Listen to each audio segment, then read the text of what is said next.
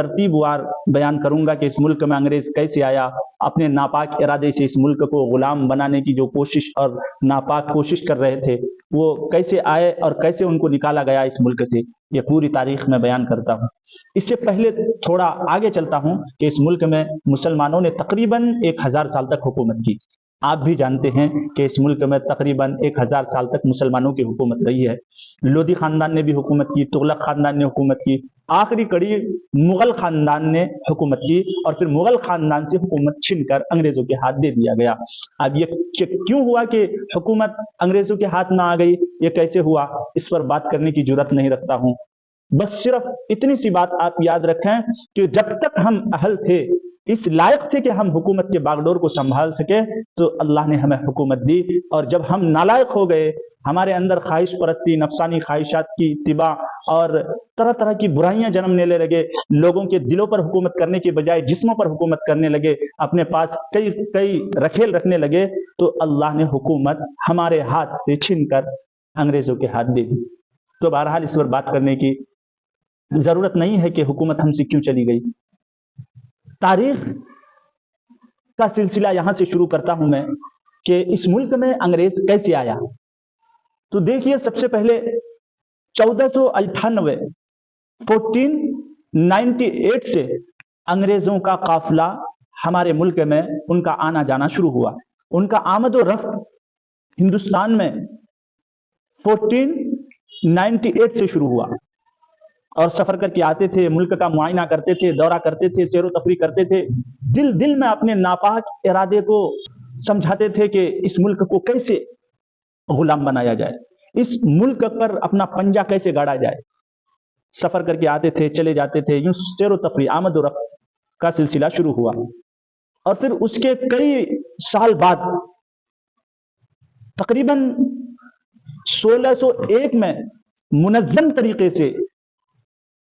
بنگال کے سرزمین پر اپنا قدم رکھا، چوروں ڈاکوؤں کی شکل میں ایسٹ انڈیا کمپنی کے بینر تلے اپنے آپ پر تاجر ہونے کا لبادہ پہن کر چوروں ڈاکوؤں کی شکل میں بنگال میں قدم رکھا، اور وہیں سے اپنا جال پھیلانا شروع کر دیا۔ خفیہ طریقے سے، خفیہ انداز سے اس ملک کو کیسے غلام بنایا جائے، ہر وقت اسی فکر، اسی لگن، اسی سوچ میں وہ رہتے تھے اور ملک کا سفر کرتے تھے۔ نام تھا کہ ہم تاجر لوگ ہیں، تجارت کی غرض سے اس ملک میں آئے ہیں، مگر اصل مقصد ان کا تھا، اصل ارادہ ناپاک ارادہ تھا، اس ملک کو کیسے غلام بنایا جائے۔ سفر تو شروع کیا تھا 1498 سے،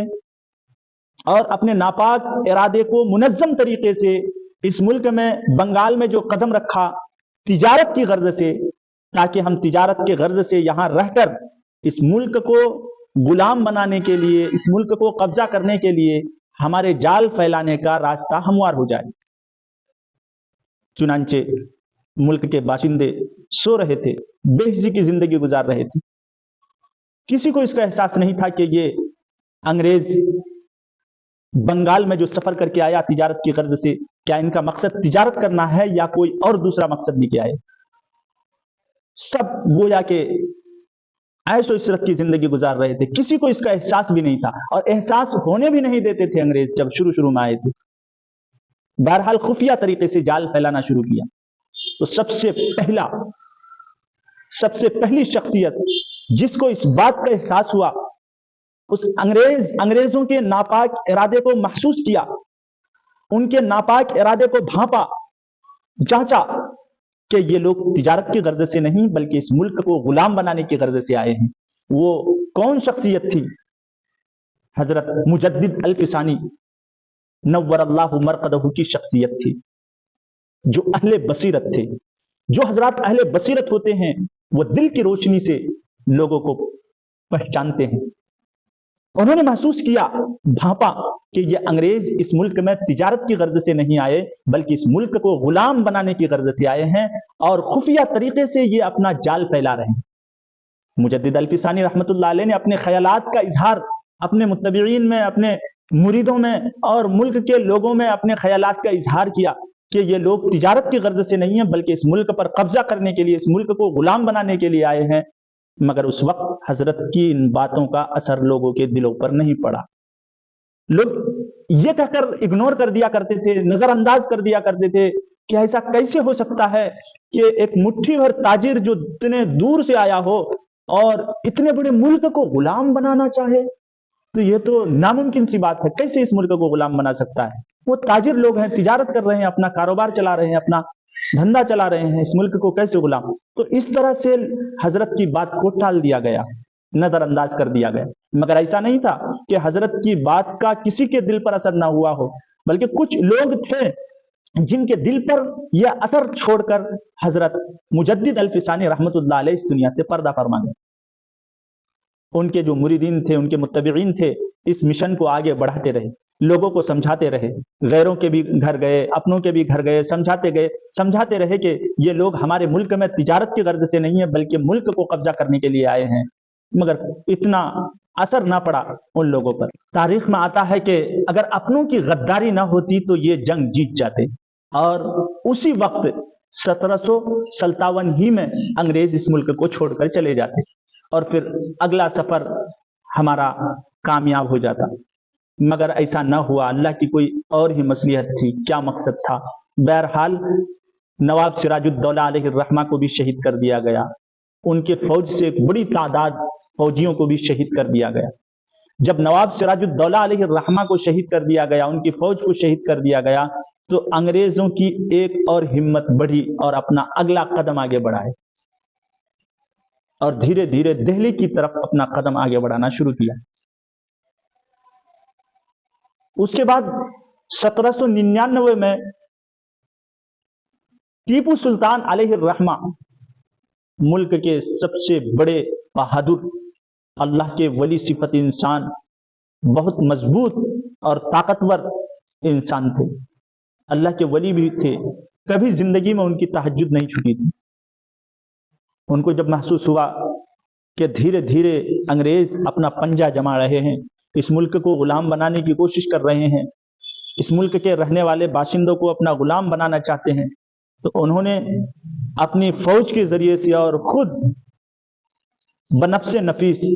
انگریزوں سے مقابلہ کے لیے تیار ہو گئے، اور تن توڑ محنت کے ساتھ جد و جہد کی، لڑائی شروع کی، جنگ شروع کی، حتیٰ کہ پھر یہاں بھی اپنوں کی غداری کی،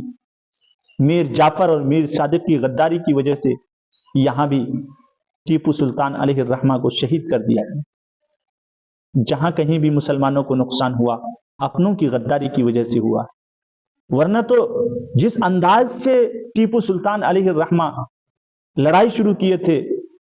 اسی وقت یہ ملک آزاد ہو جاتا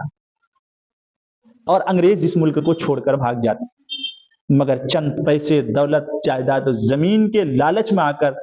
اپنوں نے غداری کی اور ٹیپو سلطان علیہ الرحمہ کو شہید کر دیا۔ حضرت ٹیپو سلطان علیہ الرحمہ جب شہید ہو گئے تو ان کے چہرے میں اللہ نے ایسا رعب و دبدبہ ڈال رکھا تھا کہ کئی دن تک جو ان کے فوجی افسران تھے، انگریزوں کے جو لیڈران تھے، ان کے انتقال کے بعد، ان کے شہید ہو جانے کے بعد بھی ان کی لاش کے سامنے پہنچنے سے ڈرتے تھے، تھراتے تھے کہ کہیں کچھ سانسیں تو نہیں باقی ہیں، حالانکہ شہید ہو چکے ہیں، مگر مرنے کے بعد بھی اتنا چہرہ رعب و دبدبہ، اللہ نے اس کے چہرے میں اتنی نورانیت رکھی تھی کہ خوف کھاتے تھے۔ تاریخ میں آتا ہے کہ ان کے لاش کے پاس پہنچنے سے پہلے ان کو ڈلے مار کر چیک کیا گیا کہ کہیں کوئی رمق تو باقی نہیں ہے، اور جب سمجھ گئے کہ اب یہ شہید ہو چکے ہیں تو ان کے لاش کے سامنے کھڑے ہو کر انگریزوں نے اعلان کیا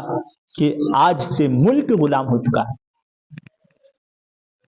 کیونکہ ان کا یہ کہنا تھا کہ جب تک اس ملک میں ٹیپو سلطان جیسے انسان رہیں گے تب تک اس ملک کو غلام بنانا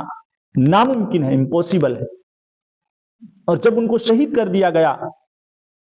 تو علل اعلان جھنڈا لہراتے ہوئے کہا کہ اب ملک کو غلام بنانے سے کوئی طاقت ہمیں نہیں روک سکتی۔ کتنی بڑی طاقت تھی ٹیپو سلطان علیہ الرحمہ کی۔ ابھی یہ جو میں تاریخ بتا رہا ہوں، اس میں ملک کے کوئی باشندے شریک نہیں تھے، صرف مسلمانوں نے ہی ایکشن لیا۔ کہاں سے ایکشن لینا شروع کیا؟ ابھی ہمارے غیر مسلم بھائی اس میں کوئی شرکت نہیں کی۔ 1498 سے لے کر 1799 ٹیپو سلطان علیہ الرحمہ شہید کر دیے گئے، تو ان کی ایک اور طاقت آگے بڑھی اور اپنا اگلا قدم آگے بڑھایا اور جا کر لال قلعے میں جھنڈا لہراتے ہوئے کہا کہ ملک بادشاہ سلامت کا اور جنتا اللہ کی، اور آرڈر چلے گا، حکم چلے گا ایسٹ انڈیا کمپنی کا۔ تو جب جھنڈا لہراتے ہوئے یہ اعلان کیا، تو جو میں نے کہا کہ یہ چنگاری مجدد الفسانی رحمت اللہ علیہ سے منتقل ہوتا ہوتا، ان کے مریدین سے منتقل ہوتا ہوتا شاہ ولی اللہ محدث دہلوی رحمت اللہ علیہ تک آیا۔ یہ روحانی سلسلہ، اہل بصیرت لوگوں کا سلسلہ چنگاری دھیرے دھیرے کہاں تک؟ مولانا شاہ عبد العزیز محدث دہلوی رحمت اللہ علیہ تک آیا۔ شاہ ولی اللہ کے ذریعے سے شاہ عبد العزیز محدث دہلوی رحمت اللہ علیہ تک آیا، اور پھر حضرت شاہ عبد العزیز محدث دہلوی رحمت اللہ علیہ نے 1803 میں جب دیکھا کہ یہ ملک غلام بن چکا ہے، تو فتویٰ دیا کہ اب ہر فرد کی ذمہ داری ہے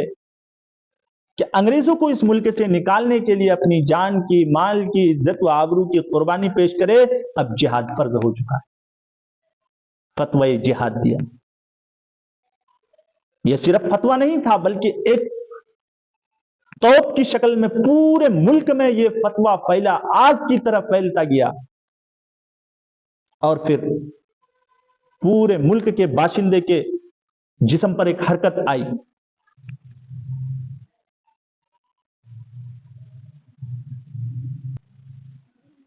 اور پھر اس کے بعد پورے ملک کے باشندوں کو ساتھ لیا۔ اس میں مسلمان، ہندو، سکھ، عیسائی سب طرح کے لوگ شریک تھے، اور سب نے مل کر انگریزوں سے بغاوت کا اعلان کیا۔ 1857 کی جنگ میں لوگوں نے، ملک کے باشندوں نے شکست کھائی، انگریز کامیاب ہو گئے۔ اس میں ملک کے باشندوں کی جانی مالی نقصان تو ہوا ہی، مگر سب سے زیادہ اس جنگ میں جن لوگوں کو شکست کھانی پڑی وہ مسلمان تھے، اور مسلمانوں میں تقریباً 2 لاکھ مسلمانوں کو شہید کر دیا گیا۔ 2 لاکھ مسلمانوں میں سے تقریباً 50,000 علماء کرام تھے جن کو شہید کر دیا گیا۔ 1857 کی یہ جنگ، یہ شکست کے بعد اب ملک کے باشندے مایوس ہو گئے کہ شاید اب ہم انگریز کو اس ملک سے نہیں نکال سکتے، مگر مسلمان ابھی بھی مایوس نہیں ہوئے۔ اس کے بعد 1857 کے ٹھیک 10 سال بعد اللہ نے کچھ نیک صفت انسانوں کے دل میں یہ بات القا کی، اور اس شریعت کی حفاظت، دین کی حفاظت اور اس ملک کی حفاظت کے لیے دارالعلوم دیوبند کی بنیاد ڈالی گئی۔ 1866 میں ملک، تاکہ ہمارے ملک کو آزاد کرنے کے لیے یہاں سے مجاہدین تیار ہوں، اور اسلام کی تحفظ اور اس کی بقا کے لیے یہاں سے افراد تیار ہوں۔ بنیادی 2 مقصد کے تحت دارالعلوم دیوبند کی بنیاد ہے، اور پھر وہ سلسلہ، فتوے کا سلسلہ محمود الحسن دیوبندی رحمت اللہ علیہ کے سینے سے منتقل ہوتے ہوئے ریشمی رومال کی شکل میں اس ملک کو آزاد کرنے کے لیے، انگریزوں کو بھگانے کے لیے تحریک ریشمی رومال کا واقعہ بڑا زبردست تحریک تھی، جو اگر کامیاب ہو جاتے تو ملک اسی وقت آزاد ہو جاتا